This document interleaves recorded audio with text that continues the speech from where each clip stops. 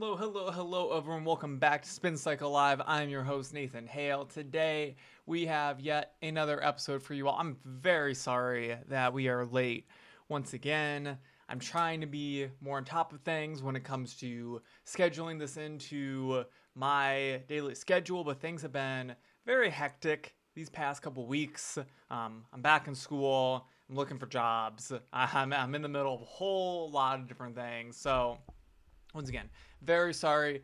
This should be an encouragement, though. Go and subscribe to the channel on Rumble and YouTube, because no matter if you're seeing it live or not on X, the shows are always living over there on those platforms, right? They're always going to be there. So even if you miss the show or it ends up coming out later on a day, you can always watch it on YouTube.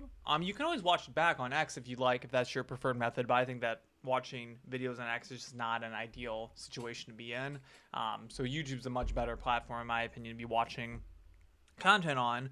So, if you're looking for it, you missed it at the time and went live out on a Tuesday or Thursday. On a Wednesday or Friday morning, you can always pull it up and see what we talk about, what we cover and everything.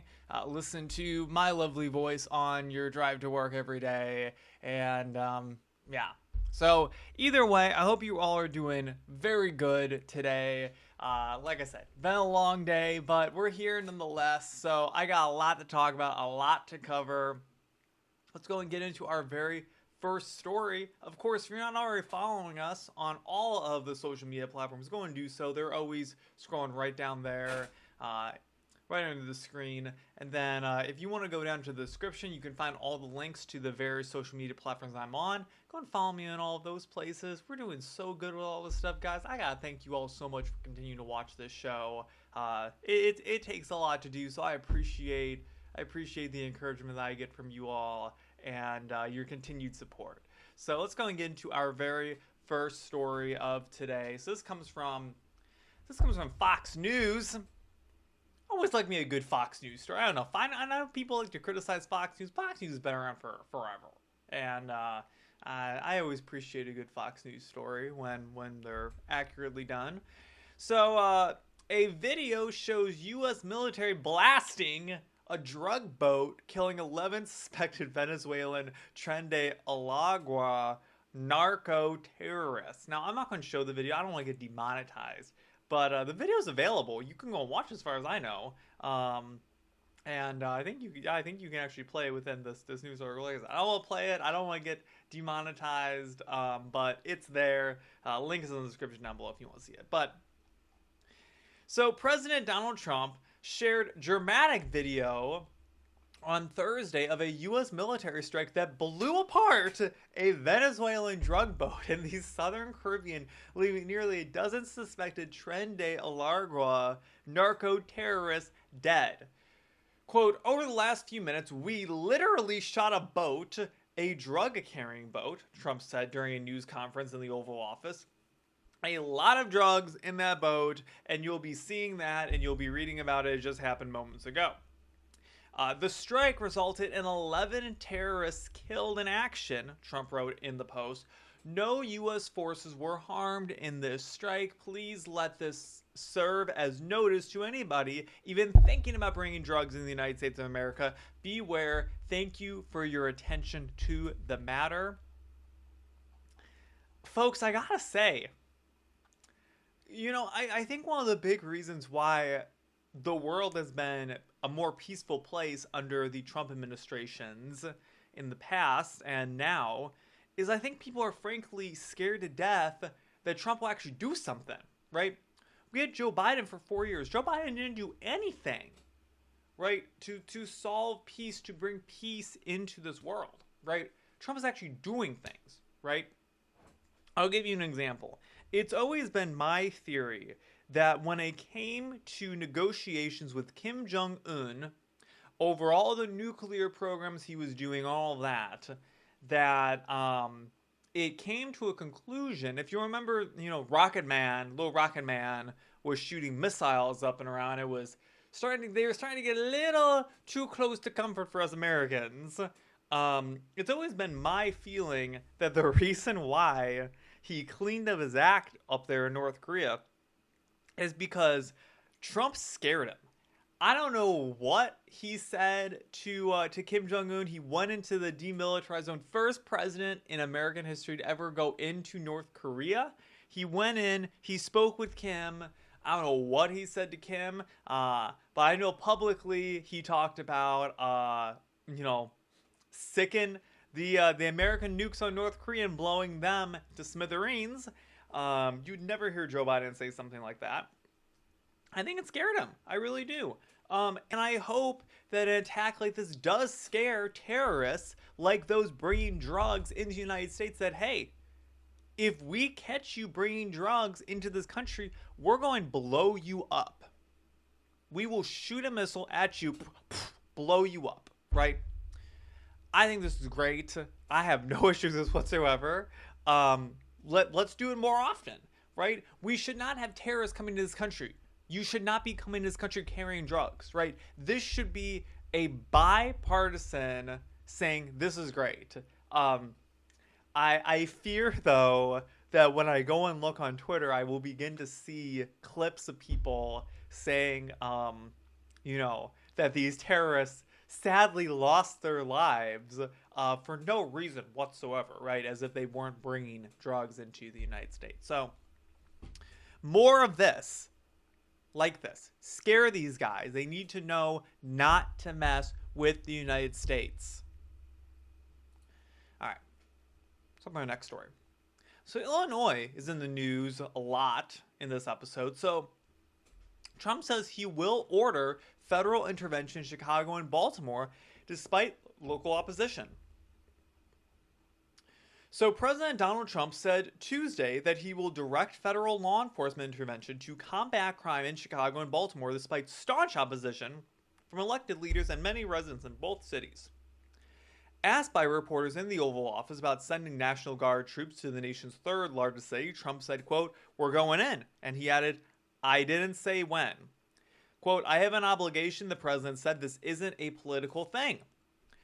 Illinois Governor J.B. Pritzker, a potential 2028 Democratic presidential contender, yeah, go ahead, run him, let's see how he does, scoffed at the notion of sending military troops and federal agents in Chicago, reiterating Tuesday that federal intervention was not required or warranted. Just as a side note, can someone name me one, good thing that J.B. Pritzker has done for the state of Illinois? Freaking scumbag. That's all I gotta say about him. Trump has already sent National Guard troops into Los Angeles and Washington, D.C., where he's also federalized the police force. He has said he plans similar moves in other Democratic-run cities, even as a federal judge on Tuesday deemed the California deployment illegal. So, what's happening with all of this? All right. Let's just make one thing clear here. Nothing that Donald Trump will ever do or could ever do will ever be looked at positively in the eyes of any of these people. Any of these people over here, right? It will never be looked at positive by them, right? They will sit here all day and say that Chicago is a beautiful city, it's a great place to live, blah blah blah blah blah. But they will never, ever come to the conclusion that crime is an issue in the city. Or even if they do say that crime is an issue, right, they'll say they're handling it, right? Their police force has got it, right? Their police force is not handling it. They don't got it. They really don't, right? We've seen the numbers in D.C. drop down. We've seen a lowered rate in murders in D.C. Now, my contention with D.C. always is I want to see what it looks like a year from now.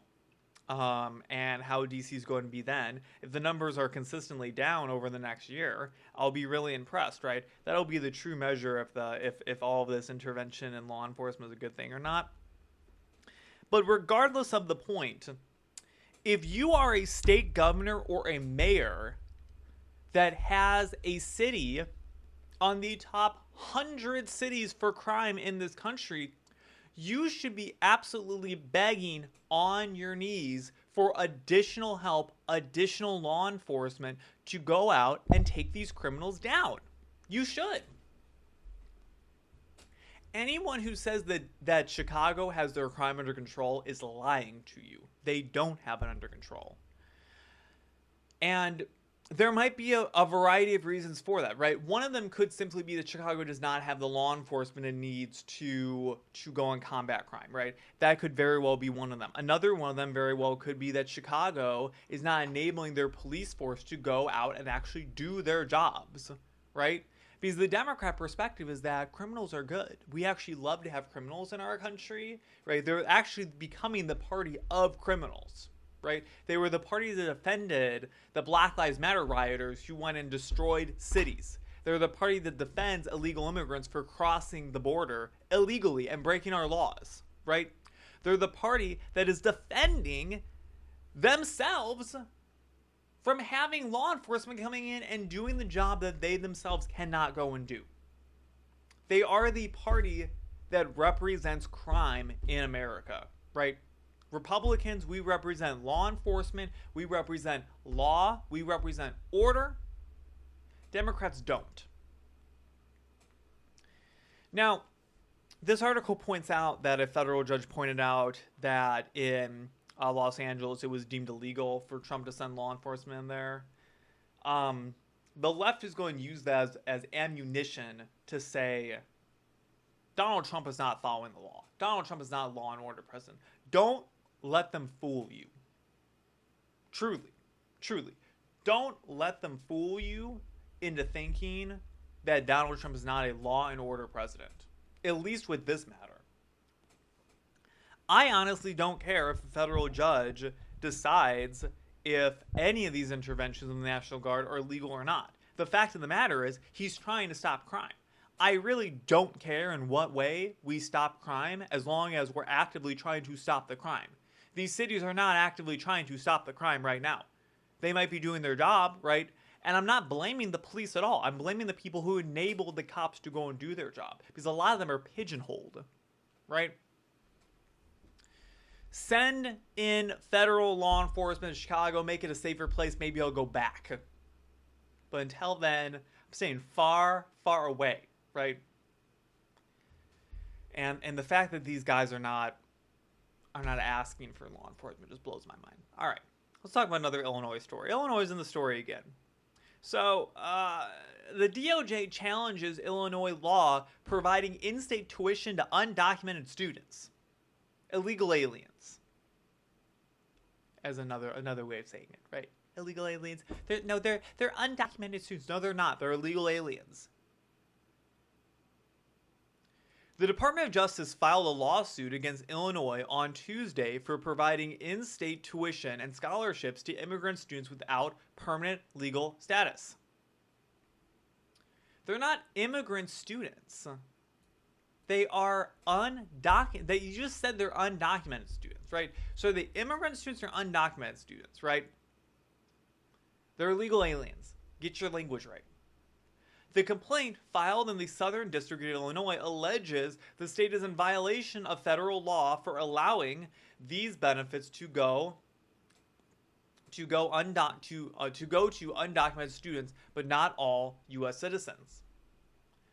Under federal law, schools cannot provide benefits to illegal aliens that they do not provide to U.S. citizens, said Attorney General Pam Bondi. This Department of Justice has already filed multiple lawsuits to prevent U.S. students from being treated like second-class citizens. Illinois now joins the list of states where we are relentlessly fighting to vindicate federal law. Now, this issue hits home to me. Let me explain. I'm a student, right?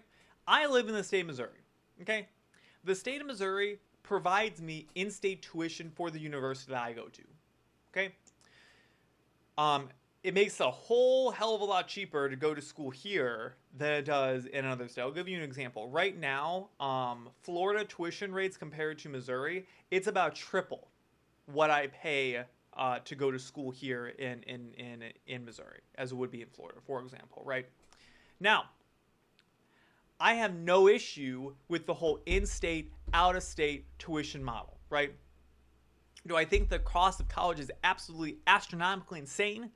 Absolutely.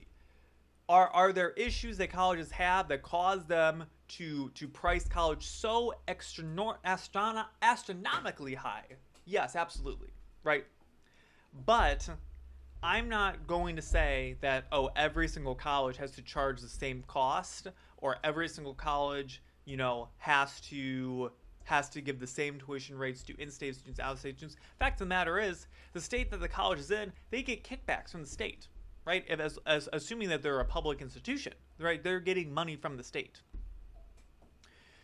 So I understand that you'd want to give preference to giving things like scholarship or grants to in-state students and get some of that money recouped from all the out-of-state students, right? Because the likelihood is that if you're coming from a state far away, you probably have the money to afford a higher cost college. Otherwise, you'd be going to college in the state that you're from, right? So I get it. But the idea that we should be giving any benefits, or we should be giving the same tuition rates for Illinois citizens as we do to who the hell knows from South America, I think is wild. I think it's completely insane, right? Because how degrading must it be to be a student that is paying, it could be $60,000 a year, right? So school I looked at in Florida was going to charge me $60,000 a year to go, all in, room, board, tuition, all of it, right? How degrading must it be if you're, say, from Missouri like me, right? Missourians do not get in-state tuition in Illinois, okay? So I looked at schools in Illinois, and they were going to be double the cost of what it would be in Missouri, for example, right? Or even more than that. Let me lay it out for you. How degrading must it be if you are someone who lives in Missouri, for example, right? You could live just across the border in St. Louis and go to school in Illinois, and you're having to pay potentially double or triple what someone who's not even a citizen in the United States has to pay. How degrading must that feel? How degrading must it feel to know, as an Illinois citizen, that your tax dollars are going to subsidize the education of an illegal alien in your state? Right? I would be completely appalled if that was happening in Missouri. I don't know if it is or not. If it is, I think that's absolutely insane. I hope it isn't. But it's just absolutely wild to me. Absolutely wild. But this is the Democrat Party right here. This is the Democrat Party distilled. The Democrat Party is the party of giving money, of giving handouts, of subsidizing people's tuition, of making it a better place for criminals to live in, right? We want to make criminal lives easier for every criminal coming into our country, right? That's the Democrat Party's platform right there. Enabling criminals. All right, last story. So over Labor Day weekend, the rumors of Trump's death circulated once again through the rumor mill. So Trump addresses baseless rumors of his death, says he was very active over the weekend. So President Trump waved off bizarre social media rumors about his demise Tuesday, telling reporters at the Oval Office that he was very active over the Labor Day weekend and dismissing the morbid speculation as fake news. The bad faith scuttlebutt about Trump's health kicked off after the White House released a schedule showing no public events for the president over Labor Day weekend. Oh my gosh, no events over a holiday weekend for a president. Promoting grim hashtags like hashtag Trump is dead and, quote, where is Trump, to trend on X. Trump's thin holiday weekend schedule was announced 4 days after his last public appearance at a cabinet meeting last Tuesday. Quote, I didn't do anything for 2 days, and they said there must be something wrong with him, Trump mused to reporters of the conspiracy theory after he was asked about it. So I want to point a couple of things out. So I have some Twitter posts to show you, because I want to show you how terrible truly people are on the internet. Joe Biden was not seen publicly, or it did not do a White House press conference, the first 100 days of his administration? It was a long time. And how many days was Joe Biden in office versus how many days he was on vacation over his entire presidency? Right? Wasn't he on vacation 50% of the time he was in office? So the left has no position to pretend at all as if Donald Trump cannot take some days off for his holiday weekend. And I'd also like to point out that the president and his administration have been extremely transparent about the president's health. They've been very clear about things that have been affecting the president. There was all those rumors going around that Trump was going to drop dead any of these days because people saw some swelling in his ankles. Oh my God, some swelling in the ankles. He's like an almost 80-year-old man, right? He's going to have some swelling in his ankles. And the White House released and said, yeah, he does have a medical condition. Actually, it's causing swelling in his ankles. It's not serious. It's being treated, right? They were very clear with that. Versus we begged on our knees for years to get an accurate assessment of Joe Biden's health, and all we got was, oh, Joe Biden's in perfect health, Joe Biden's in great condition, right, for the entirety of his presidency, though we knew it wasn't known. And then as soon as he's out of office, suddenly he gets a diagnosis of a cancer, right, and we understand he's not in the best of health, right, as soon as he leaves office, right. It's absolutely insane. So I want to show you some of these posts on Twitter. So I just searched on Twitter, Trump is dead on Twitter. And here's some posts that came up. They go on forever. So this person says, me liking every Trump dead post, even if it ain't, cause I never GAF. Here's a video from Tim Walz saying that he's disappointed the news of President Trump being dead wasn't true, and tells supporters to stay hopeful.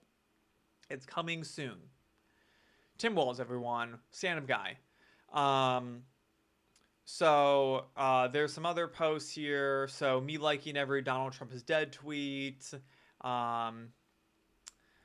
So, this person posts Trump is dead or on the verge of death. And basically, like, people celebrating at seance. Trump being 15 minutes late to his announcement, maybe he's dead, right? That's how people are behaving. This person says another one of these liking every Donald Trump dead tweet knowing he's still alive.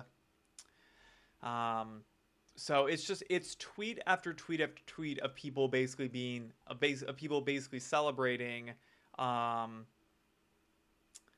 his death, right? I'll just stick on some of these here so you can read them. But the fact that this is something that's being speculated, I think, is so completely disgusting. Like, honestly, y'all are nasty, right? Y'all are nasty. Y'all are creepy. I want to point out something. Joe Biden was diagnosed with cancer at the beginning of the year.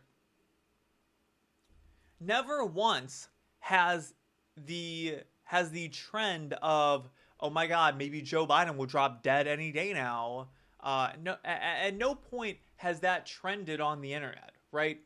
In fact, when Joe Biden announced his health conditions, the comments of his posts were filled with both Democrats and Republicans praying for his health, praying that he gets time, and more importantly, pointing out the fact that the Democrat Party hid this from us. They hid his health treatment.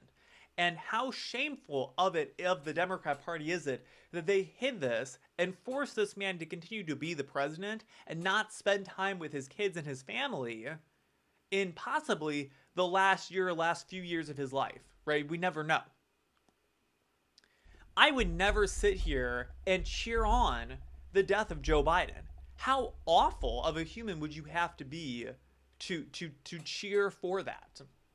But yet we have post after post after post. They just keep going on forever and ever and ever of oh my God, maybe today's the day, praying for his death. Oh my God, right? It's frankly disgusting. It truly is. So, the president's not dead. He's more than happily alive, and I fully trust the White House to inform us of the American people should he ever have a health condition that would require someone like J.D. Vance to take over the presidency. I think that J.D. Vance is a perfectly qualified vice president and would handle being president very well going forward in the future.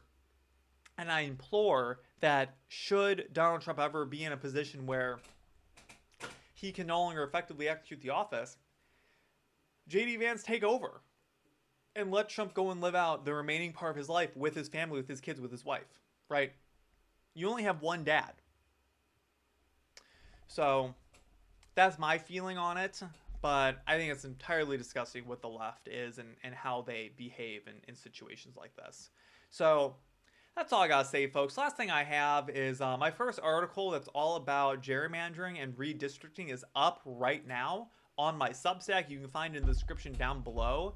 Go ahead and give it a read, please. Please go and do that. It is entirely free for you to go and subscribe. It is free for you to read all of it. Please share it. Please let me know what you think of it. You can always subscribe to the paid tier. I don't expect anyone to do that. But if you want to help me out, you can do it that way. You can also send me a tip through X if that's more your jam too. You don't have to, but those options are available to people. But please go and read it. I put a lot of work into it. It's a great article. There's some great graphics in it as well. And I hope you enjoyed it. I hope you give me some feedback. So I'm going to be working on the next article I'm going to be putting up soon. So keep an eye out for all that. But I got good stuff on the Substack. It's high quality, high academic level written pieces of writing about topics, right? Putting my university research cap on. I've worked as a university researcher for over a year now. So I feel like I know how to write at this point, especially on topics like this. But please go and read it. Read some feedback. Let me know what you think. But with that, that is the end of today's episode. I hope you enjoyed it as much as I enjoy sitting here with you. And we would try to be more regular with these episodes. I hope this is the last time this will happen.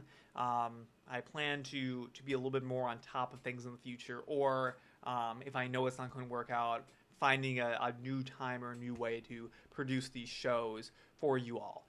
So please bear with me. I completely appreciate your patience. But with that, please go and follow me on all social media platforms. Links are in the description down below. They're right there as well. You can find them also in my Twitter bio through my link tree. And with that, I have been Nathan Hale. This has been Spin Cycle Life. We'll see you back here on Thursday. Peace out. Bye.